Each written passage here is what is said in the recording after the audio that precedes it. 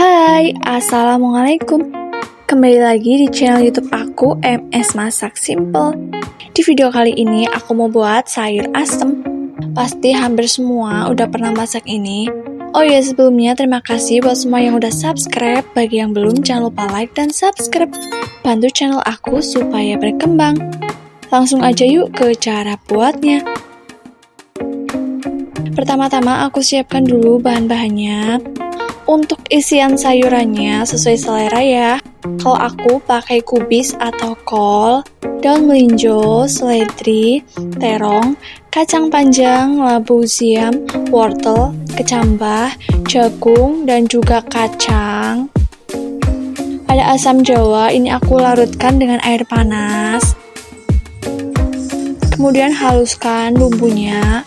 Untuk bumbunya aku pakai bawang merah, bawang putih, cabai merah, kemiri, dan juga terasi. Untuk resep lengkapnya nanti bakal aku tulis di deskripsi. Nah, bumbu halusnya udah, tinggal siapkan air untuk merebusnya. Kalau airnya udah panas, masukkan bumbu halus yang tadi.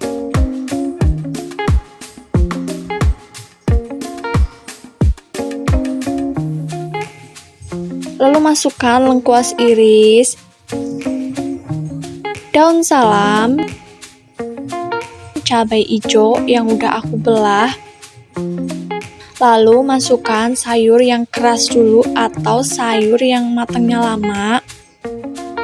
Ada jagung, terong, wortel, labu siam, kacang panjang, kacang, dan juga kecambah. Kemudian masukkan seasoning, ada gula, garam, penyedap, dan juga kaldu bubuk. Kemudian masukkan air asam jawanya. Kalau sayuran tadi udah empuk, tinggal masukkan sayur lainnya. Ada daun melinjo, kubis, dan juga seledri. Masak sebentar, lalu koreksi rasa. Kalau rasanya udah pas, tinggal matikan api. Nah, ini dia sayur asem udah jadi. Gimana, gampang kan cara buatnya? Oke, cukup sekian video dari aku. Kalau kalian suka sama video ini, jangan lupa like dan subscribe. Wassalamualaikum warahmatullahi wabarakatuh.